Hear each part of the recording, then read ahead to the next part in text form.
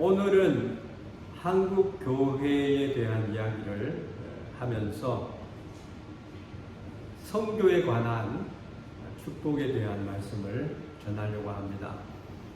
대동강을 건너와서 성경책을 전하고 순교를 하신 선교사님이 계십니다.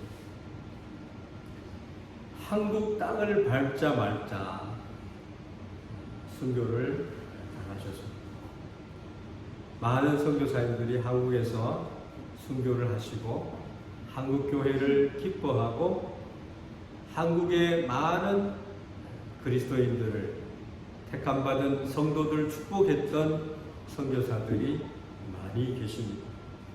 자기 모든 것을 다 바쳐서 한국 땅에다가 그 복음의 씨앗을 뿌린 선교사님들이 많이 계십니다. 그분들의 희생과 수고를 인해서 오늘 우리가 이렇게 주님을 찬양하게 되고 하나님의 자녀로 축복을 누리며 행복하게 주님의 영광 가운데 걸어가고 있는 줄을 믿습니다. 한국 교회사를 공부해 보면 놀랍습니다. 이 복음 선교의 축복이 얼마나 한국 교회에 넘쳐났는지 알 수가 있습니다. 여러분, 그렇기 때문에 우리가 단순하게 내가 그냥 하루 주일날 예배를 드린다 이것에서 우리가 생각을 머물러 있어서는 안 된다라고. 너무나 많은 하나님의 복음의 축복이 우리 한국에 넘쳐났기 때문에 하나님이 쓰시는, 하나님이 지만하면서 기뻐하면서 사용하는 나라가 바로 한국이다라고 하는 것입니다. 앞으로 보십시오. 한국이 얼마나 하나님의 손에 붙들려 쓰임을 받을지에 대한 기대를 하셔도 좋으리라 생각을 합니다. 저도 선교사로 헌신하고 일본 땅에 와서 일본인의 옷을 입기 위해서 많은 노력을 하고 희생을 감내를 했습니다. 예수님이 우리에게 구원의 은혜를 주시기 위해서 얼마나 많은 인내와 고난의 그런 인내와 수고를 하셨느냐 하는 것입니다. 우리의 받은 이 영생이라고 하는 것은 값싼 것이 아니에요. 적어도 하나님의 독생자 예수 그리스도께서 이 땅에 오셔서 우리에게 대속의 제물로 하나님 앞에 산 제물이 되어 주셨기 때문에 가능하게 되었다라고 하는 것입니다. 그래서 저도 일본 땅에 와서 복음을 전하면서 이 복음 선교사들이 가질 수 있는 그런 기쁨과 행복감을 느낄 때가 있었어요. 한국 교회사를 읽어보면은 눈물이 날 만큼 감동이 되는 부분이 많습니다. 그래서 역사는 공부를 해야 되는데 공부를 하다 보면은 그런 사람들과 같이 되고자 하는 마음이 생깁니다.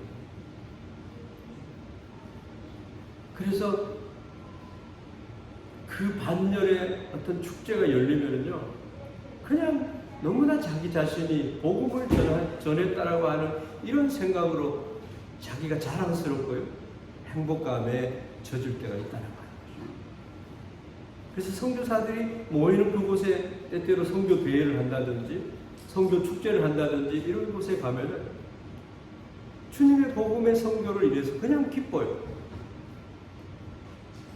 한국 교회 선교의 시작의 부분을 살펴보면은 온 세계의 교회들이 다 인정하지 않을 수 없는 그런 위대한 것이 많이 숨겨져 있다는 거예요.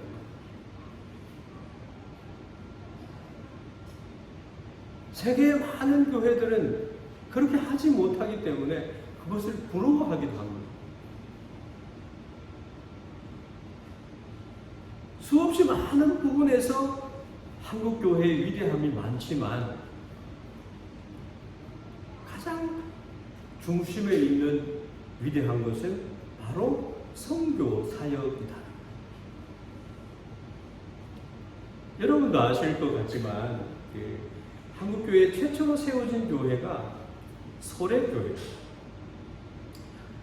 1884년도에 소래교회가 세워졌죠.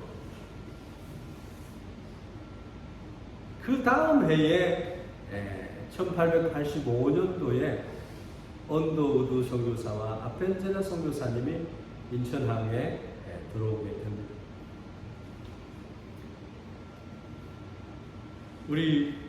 제가 다녔던 총신대학 신학대학원에 가면은 휘동산에 소래교회가 세워져 있습니다. 그렇게 크게 세워져 있지도 않아요. 그런데 그것이 한국 교회를 대표할 만한 한국인들의 신앙을 나타내는 상징이 되어 있습니다. 여러분, 우리 교회가 센다이 지역에 세워졌다라고 하는 것은요, 하나님의 놀라운 섭리가 있었다라고 하는 것입니다. 김치봉 목사님께서 그 형제분 목사님과 함께 이 교회를 세웠지 않습니까?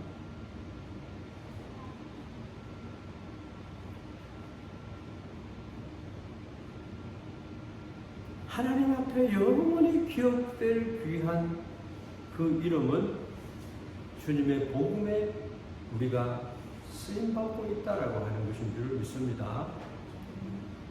하나님께서 한국의 복음이 증거되도록, 한국이 과거에 그렇게 선교하기 쉬운 나라가 아니에요. 언더우드 선교사님의 기도라고 하는 것을 여러분 인터넷에 한번 찾아보세요. 언더우드 기도라고 하는 것을. 아무것도 보이지 않았다라고 고백을 합니다. 암울하고 소망이라고는 찾아볼 수 없는 그런 환경 속에서 그냥 나는 한국에 그냥 꽂혀져 왔다라고 하는 거예요. 내가 할 수 있는 것은 하나님 아무것도 없습니다. 다만 하나님의 말씀에 순종해서 내가 한국에 와 있다라고 하는 것밖에 없습니다. 고백을 하는 거예요.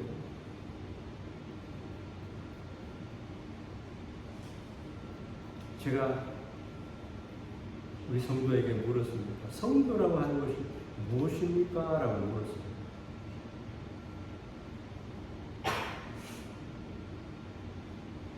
한참을 생각하시다가 사는 것입니다. 사는 것입니다. 여러분, 예수님께서 하늘 보좌를 비워두시고 이 땅에 와서 우리들과 함께 사셨어요. 언더우드 아펜제나 선교사님이 자기의 좋은 고국의 환경을 버려두고 한국에 와서 사셨어요. 여러분들이 고국을 떠나서 이곳에 와서 사는 것 자체가 여러분 선교사예요. 복음을 가진 자가 그곳에 가서 사는 것은 선교를 하는 것입니다. 믿으십니까? 귀한 분들이십니다. 한국의 상황은, 환경은 정말 어려웠습니다. 복음이 증거되는 데 대한 어려움은 많았습니다. 1907년이 되어가지고 교회가, 맥교회가 세워져서 노회가 만들어집니다. 우리도 이 관동 지방회라고 하는 이 노회에 소속이 되어 있잖아요. 우리 센다이 교회가. 그때는 한국의 전체 성도가 10,000명 정도밖에 되지 않았어요. 그렇기 때문에 자력으로는 선교할 수 있는 나라가 아니에요. 그래서 미전도 종족이라고 부릅니다. 그거를 선교학적으로는. 그래서 선교사들이 필요한 나라가 되고 그들의 도움으로 교회가 유지되고 그러한 상태에 있었습니다. 그런데도 불구하고 한국 교회가 놀라운 결정을 하게 되었는데, 그것이 뭐냐 하면은 평양신학교를 졸업한 7명의 목사가 안수를 받고 교회들이 세워져서 노회가 만들어집니다. 그 노회 안에 이기풍 목사님, 평양신학교를 졸업한 이기풍 목사님이 제주도의 선교사로 파송을 받게 됩니다. 노회가 세워지자마자 노회가 했던 일 중에 하나가 선교사를 파송하는 것입니다.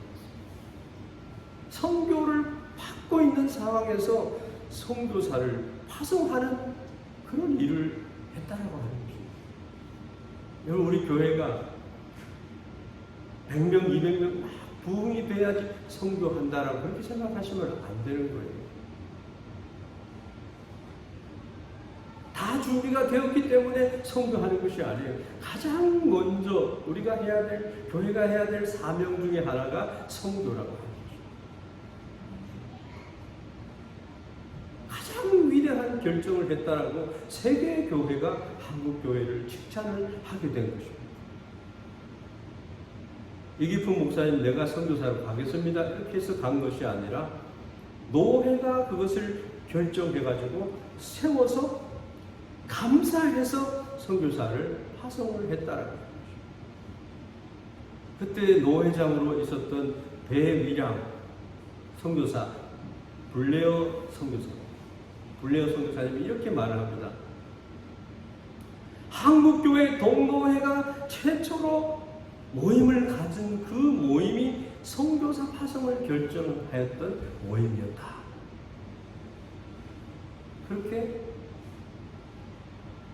너무나 기쁜 보고를 파송을 받은 선교단체, 거기에 편지를 하게 되었더라고요. 한국교회는 그때부터 선교하는 일에 그 마음을 온전히 드릴 수가 있었다는 말. 아직도 그렇게 미약하고 상황은 여전히 어렵고 이제 겨우 첫 번째 노회를 세우는 상황에서 한국교회는 무엇보다 선교사를 파송하는 일에 열심이었다. 그 일에 가슴이 설레고 있었다라고 할 것입니다. 그 다음에 5년 뒤에 1912년도에 한국교회 총회가 만들어집니다.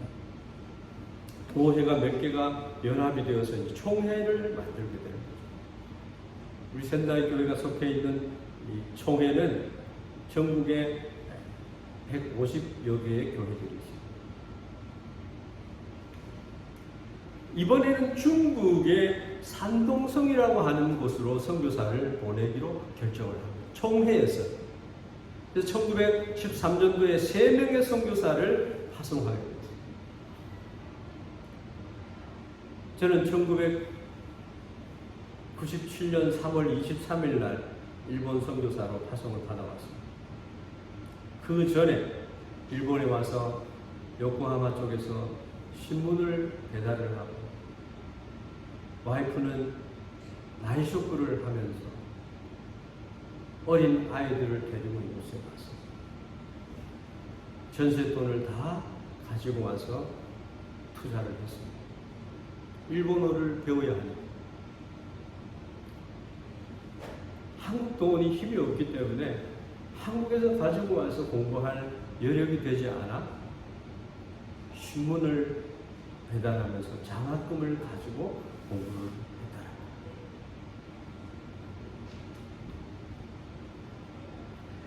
1913년도에도 상황이 좋지 않았습니다. 한국교회는 7개 노회가 모여서 총회를 세우면서 총회 안에 가장 먼저 해외 선교사를 파송하는 일을 결정했다라고 하는 거죠. 제가 일본 그리스도 교육파 교단 안에 있었는데요.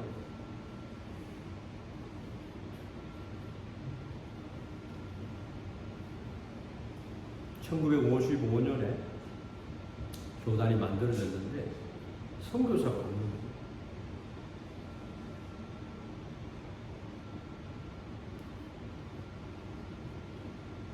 선교를 받을 줄만 알았지 선교사를 파송하는 일을 열심히 하지 않아. 이제부터 일본 교단과 교회들이 세계 선교의 가장 1등이 되는 나라가 될 줄로 믿습니다. 아멘. 한국 교회와 중국 교회가 일본 교회와 함께 중동 선교를 감당해야 된다.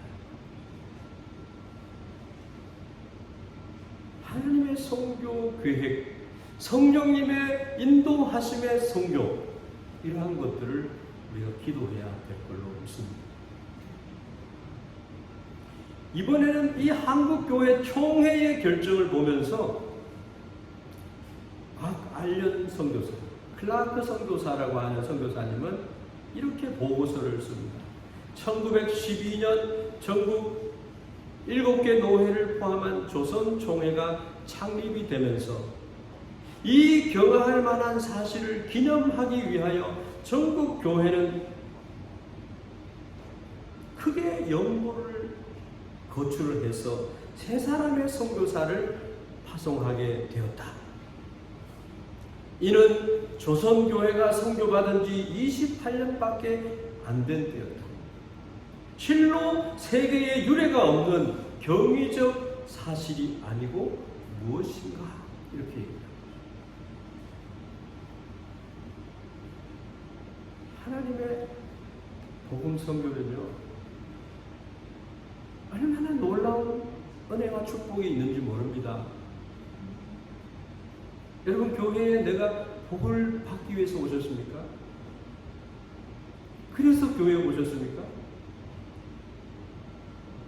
오늘부터 차원을 좀 업그레이드 하셔가지고 선교에 관심을 갖는 여러분들이 되기를 주의 이름으로 축복합니다. 한국교회가 그러면 왜 그렇게 했을까 하는 것인데, 한국교회는 왜 자신들의 교회가 세워지는 중요한 순간마다 가장 먼저 이렇게 선교사를 파송하는 그런 결정을 했을까요?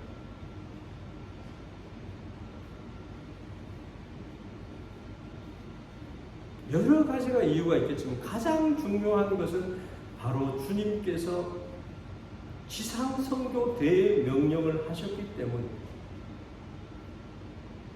주님께서 다 이루어 놓은 이 굿뉴스, 복음, 이 복음을 전파하라. 때를 얻든지 못 얻든지 힘써서 전파하라. 여기에 비밀이 있습니다. 축복이 감춰져 있습니다. 하나님이 함께하는 축복이 있습니다.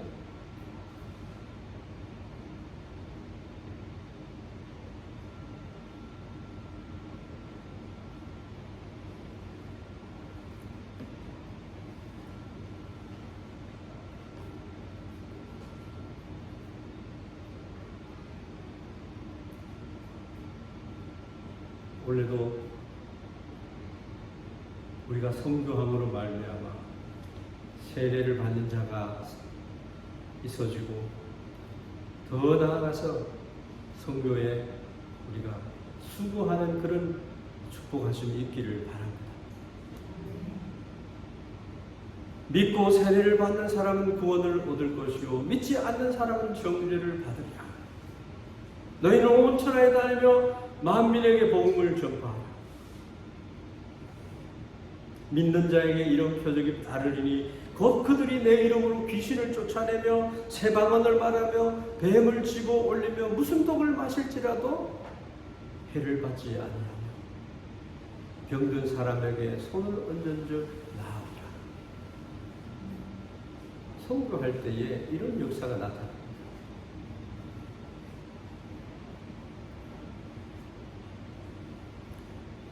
하나님의 복음은 위대한 것입니다. 모든 권세를 가진 하나님께서, 예수 그리스도께서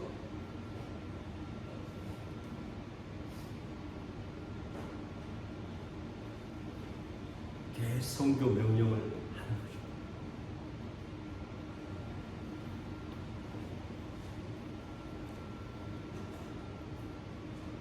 주님께서 승천하시면서 이 땅에 있는 제자들과 교회에 남긴 가장 중요한 명령, 그것이 바로 선교의 명령이기에 한국교회는 그렇게 했습니다. 우리 신앙의 선배들은요, 정말 위대한 사람들이었어요.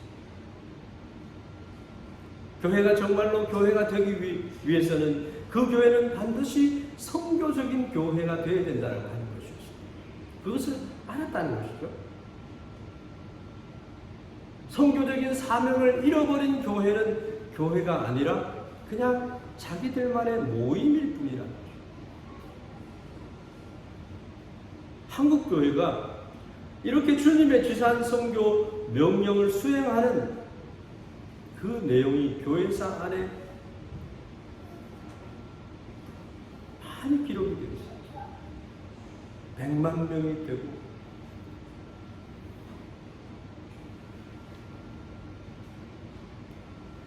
1000만 명이 되고 1500만 명이 되고 30%가 기독교인이 되고 기독교의 문화를 이루게 되는 축복을 받게 되었다고 하는 거죠. 그래서 많은 세계의 교회들이 한국 교회가 가진 보배를 받기를 원합니다. 한국 교회가 선교사를 파송한 세계의 온 백성들에게 선교사가 가지 않는 나라가 없을 정도입니다. 제가 속한 GMS 선교회, 세계 선교회 안에도 2600명의 선교사들이 파송이 되어서 110개 나라에 나아가서 복음을 전하고 있습니다. 우리가 예수님의 이 지상 선교 대명령을 수행하는 그런 역사를 보면서 우리가 배워야 될 것이 있어요. 알아야 될 것이 있어요. 그것이 뭐냐 하면은 이러한 선교적인 한국교회의 결정이 의무감으로 한 것이 아니라고 하는 거죠. 그냥 주님이 하라고 하니까 마지 못해서 한 것이 아니고 또 우리가 먼저 선교의 혜택을 받았으니까 해야 된다는 그런 마음으로 한 것이 아니고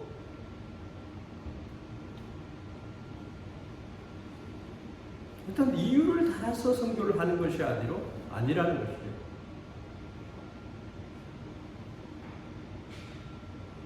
그러한 것을 초월한 특권의 은혜를 받은 사람으로서 정말 그것이 감사함으로 주님의 십자가의 그 사랑을 주님을 사랑해서 그렇게 한국교회가 움직여져 갔다는 하는 것입니다.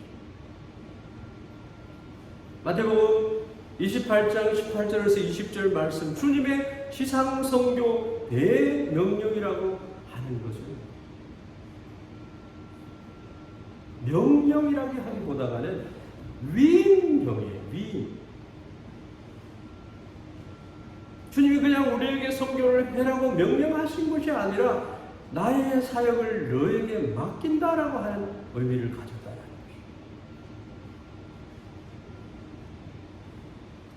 단순한 명령이 아니라 우리가 믿고 당신의 가장 소중한 것을 우리에게 맡기셨다는 것입니다.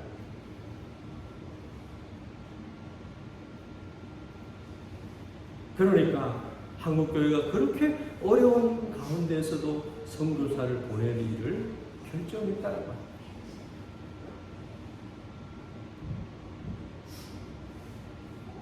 무엇을 먹을까, 입을까, 마실까 염려하는 것보다가 먼저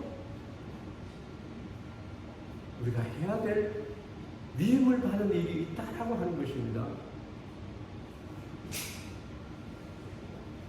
한국교회가 그 당시에 두 가지 면에서 두드러진 특징을 가진 아름다운 신앙의 공동체로서 특징이 두 가지가 있습니다. 그것이 지금까지 한국교회에 계속 흘러내려오고 있습니다. 한 가지는 첫째는 주님을 뜨겁게 사랑하는 정의 공동체 한국교회다. 한국 사람은요, 일본 사람하고 달라가지고 정이 있어요. 정이. 은혜를 입으면 그 은혜에 관한 정을 쏟아내는 거예요. 한국교회는 처음부터 주님을 향한 사랑의 마음이 뜨거웠습니다. 눈물을 흘렸어요. 이 머리로 지식으로 깨달은 그런 것에 머무르는 것이 아니라 가슴으로 주님을 끌어안았다는 겁니다. 주님의 사랑을 깊이 느꼈기 때문에 그렇지 않습니까? 정말로 하나님 아버지의 그 사랑에 감격을 했고 예수 그리스도의 그 십자가 사랑에 감동을 받았다. 그래서 자신들도 하나님께 예수 그리스도께 사랑의 마음을 드리는 그런 공동체 의식이 있었다는 것입니다. 한국교회는요, 어떤 그리스도의 사상적으로 그리스도를 많이 나타내거나 또 신학적으로 그리스도의 이 조직신앙을 잘 나타내거나 어떤 사역이나 비전에 막 이렇게 움직이는 그런 것보다는 십자가의 그 사랑을 경험한 교회로서 움직여져 간다. 우리 교회가 그런 교회가 되기를 바랍니다.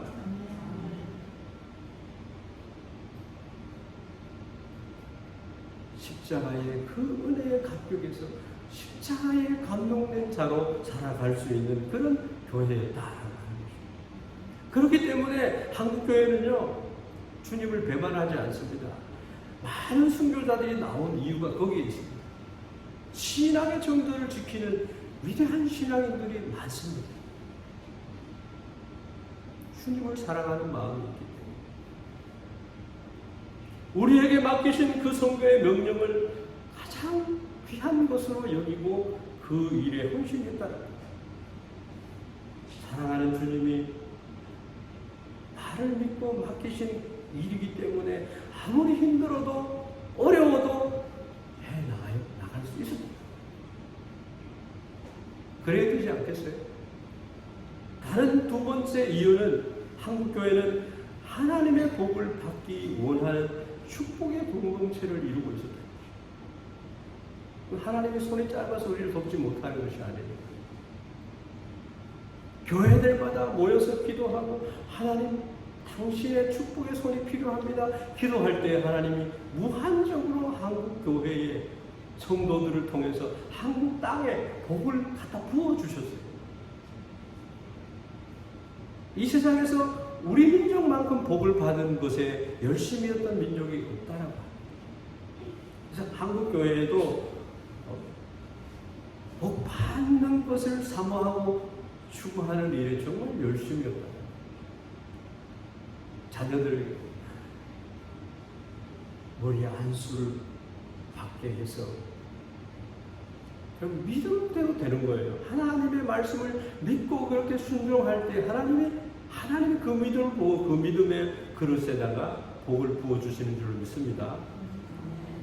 학계 선지자를 보면은요, 2장으로 쓰여진 학계 말씀을 보면은 형편이 아직 안 돼가지고 하나님의 성전은 막 다 무너지고 그냥 돌 위에 돌 하나 남지 않고 형체가 없는 가운데 있는데 바벨론 포로 70년 동안에 하나님을 예배하고 싶습니다. 하나님 말씀대로 살고 싶습니다. 그렇게 간절한 소망을 가지고 이스라엘 땅에 돌아왔을 때 그들이 하나님의 성전을 세워야 되겠다. 증축을 해야 되겠다. 재건을 하기를 원하고 그랬는데 옆에서 성전 짓는 것을 방해하는 자들이 있고 이렇게 하니까요, 하던 성전 건축을 중단을 했어요. 18년 동안을 중단을 했어요.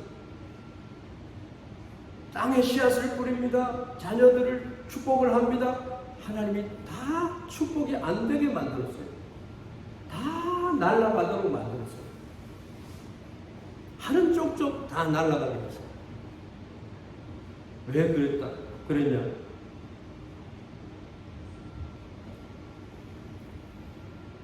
이건 자기 집을 먼저 돌아보면 잘 될 것으로 내가 노력을 하면 심는 대로 복을 받을 것이라고 생각하죠. 밖에서 이 말씀을 읽으면 그렇지 않아요. 하나님을 섭섭하게 하지 않는 삶을 하나님은 원하시고 있어요. 우리 입술에 노래가 나오도록 하시기를 기다리고 계시는 분이 계세요.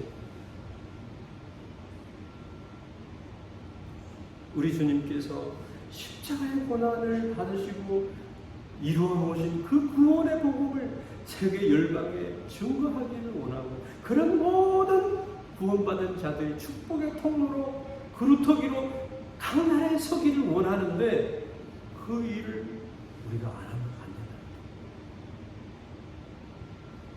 한국교회는 그것을 했습니다.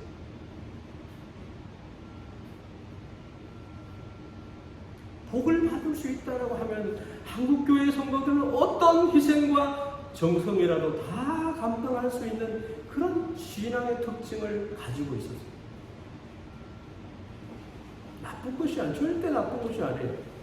복이라고 하는 것은 하나님이 성도들에게, 자기 백성들에게 주시려고 하는 약속이에요. 인간을 창조할 때부터 복을 주시기를 기뻐하셨어요. 창조의 목적이에요. 그렇기 때문에 그리스도인들은 복 받기를 사모해야 될 뿐만 아니라 그 복을 받아야 할 의무가 주어져 있습니다. 여러분 복 받으시길 바랍니다. 잘못된 세상적인 복이 있어요. 무엇을 먹을까, 입을까, 마실까라고 하는 그런 목적을 가지고 하는 것은 잘못된 복이에요.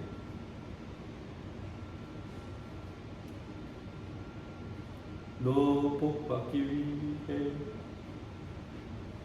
그런 찬송이 있잖아요. 우리가 하나님 앞에 헌신하고 하나님의 기뻐하는 제사를 드리는 것은요, 삶으로 우리가 하나님 앞에 영광을 돌리는 것은요, 마치 옛날에 물펌프에다가, 샘의 물펌프에다가 물을 조금 붓는 것하고 같아요. 그러한 헌신과 수고를 할 때 하나님께서는 그 밑에 숨겨져 있는 풍부한 축복의 물을 터지게 해주시는 줄로 믿습니다. 보세요. 너는 물된 동상 같겠고 물이 끊어지지 아니하는 샘 같을 것이다. 이게 하나님이 우리에게 향한 축복의 말씀입니다. 영혼의 축복과 우리의 삶의 모든 영역에 관한 축복과 평강의 강건한 축복이 여러분에게 있기를 축원합니다. 그래서 우리 선다의 교회 성도님들은 복을 받아야 됩니다. 많은 성도들이 선다의 교회에 와서 복을 받고 그래서 간증하는 사람들이 있어요. 기도가 응답되는 교회.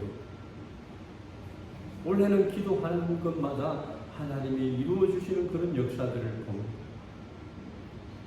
하나님, 당신께서 이 교회를 온전히 세워가려고 하시면은 우리가 기도할 때 그 기도가 응답되도록 해줘야 되지 않겠습니까?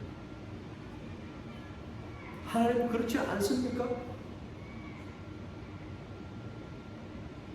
목마른 우리의 영혼에게 성령을 부어주셔야 되지 않겠습니까?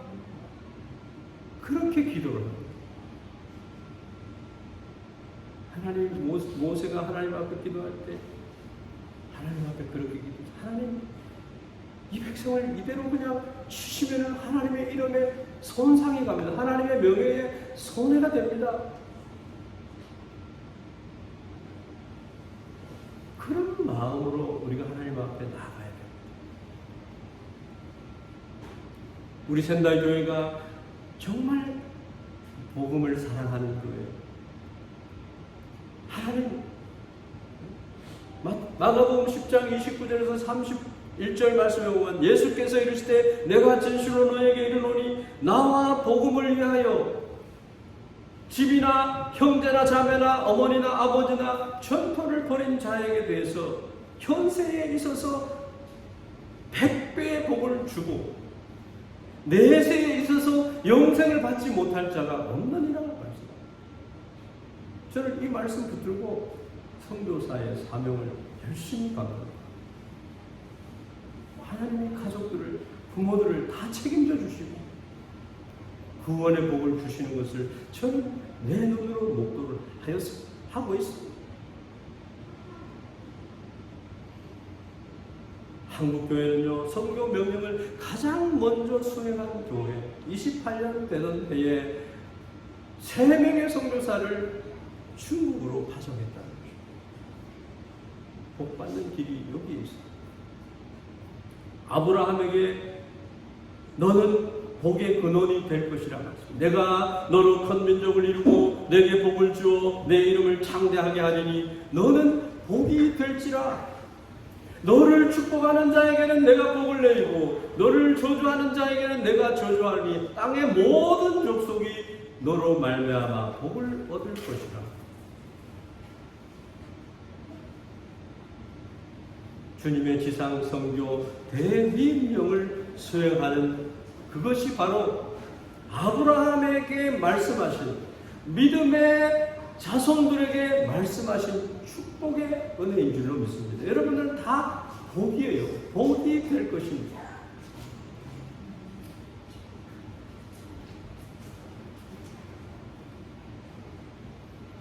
한국교회는요, 이 명령을 가장 먼저 해야 된다는 것을 알았고, 영적인 아브라함이 되는 것임을 알았고, 복의 근원이 되는 이름을 알고 있었다는 하는 것입니다. 예수 그리스도를 통한 구원의 아름다운 이 복음의 소식, 이런 복음의 영광을 아는 자, 우리 갈라디아서 말씀, 기도, 수련회를 가진 자, 복음의 영광이 무엇인지, 복음이 무엇인지, 복음 들고 산을 넘는 자들의 발이 아름답도다. 하늘의 별과 같이 빛나는 영광을 주리라. 하나님 아브라함에게 너는 복이 될지라. 예수님께서 이 지상 선교 대명령은요, 너는 복이 될지라, 너는 복이다, 그렇게 말씀하는 거예요. 원주 중부교회가 우리 교회에 오는 것은요, 단 5일간 와서 여기에 있지만 그들은 복이 되는 거예요.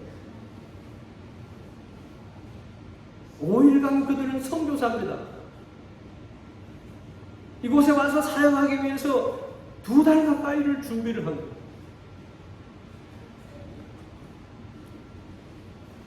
예수님의 권세를, 위임을 받아서 오는 거예요. 특권을 가지고 오는 거예요. 이 땅을 축복하기 위해서 복이 되어서 이곳에서 여러 사람들을 만나는 거다라고 하는 거죠. 거기에 우리가 함께 그들을 맞이해서 함께 복음의 전도자가 되는 것인 줄 믿습니다.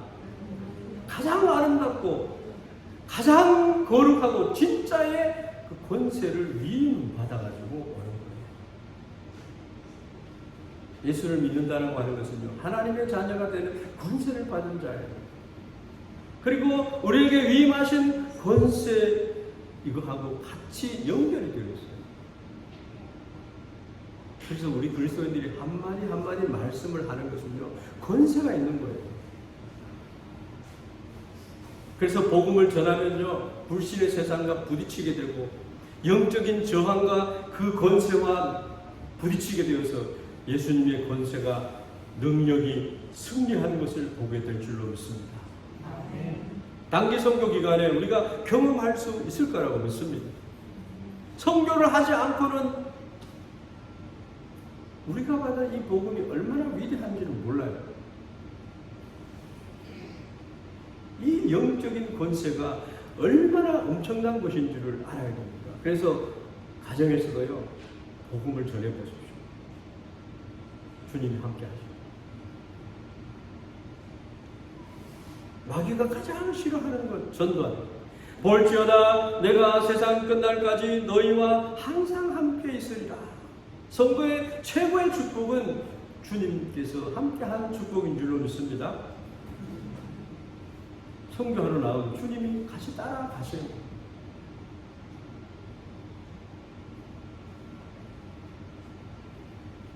말씀을 맺겠습니다. 이번 주간에 금요일이 되면 원주 중부교회에서 샬롬 센다이 단기성교팀이 옵니다.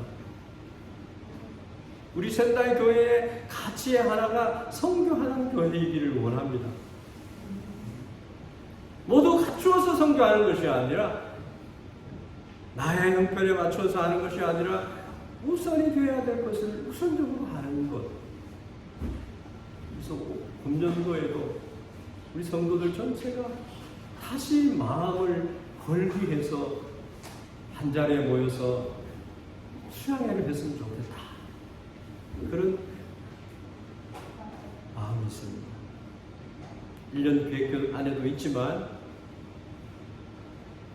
이런 복음 선교는 쉬는 것이 아니에요. 집중해서 그 일을 만들어 나가야 돼요.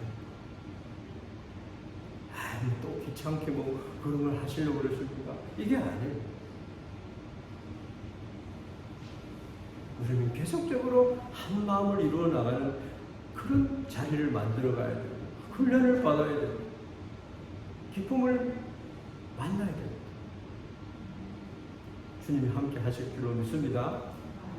우리는 선교에 헌신해야 합니다. 우리의 신앙의 선배들이 그랬듯이 그렇게 어려우니까 더 열심히 선교를 해야 하는 것입니다. 왜냐하면 그것이 바로 그 어려움 속에서 우리가 참된 교회를 이루는 것이기 때문에 그렇습니다. 정말 참된 축복을 받는 그런 것이기 때문에 그렇다라고 하는 것입니다. 선교해 보세요. 하나님이 보장해 주시고 자녀를 보장해 주시고 기업을 보장해 주시고 100배의 복을 주신다라고 하는 것은 무한의 하나님의 손이 함께 하신다라고 하는 것입니다. 아무리 우리가 노력을 해서 해도 안 될 수 있지만 하나님이 함께 하실 때 가능한 줄로 믿습니다. 모든 금도 내 것이요 원도 내 것이요 하신 그분께서 나를 축복의 근원이 되게 하시고 통로가 되게 하시고 축복 그 자체가 되게 해주신다는 거죠. 하나님이 요셉을 그렇게 하셨고요. 다윗을 그렇게 하셨고요. 솔로몬을 그렇게 하셨고요. 욥을 그렇게 하셨어요. 사랑함으로 참된 축복을 받기 위해서 우리 주님께서 대위임을 했던 이 일을 귀하게 생각해야 된다. 그래서 이번에 예배 마치면은 여러분하고 다시 최종적으로 함께 선교를 어떻게 할 것인가를 한 번 더 체크를 할 필요가 있겠다. 그렇게 생각을 합니다. 여러분 시간이 있으시면 마지막 최종 점검하는 자리에 함께 했으면 좋겠어요. 그렇게 시간이 오래 걸리지 않을 것 같습니다. 우리 주님께서 지상 선교 대명령을 우리가 받으실 수 있는 그런 축복이 우리에게 있기를 주의 이름으로 축원합니다.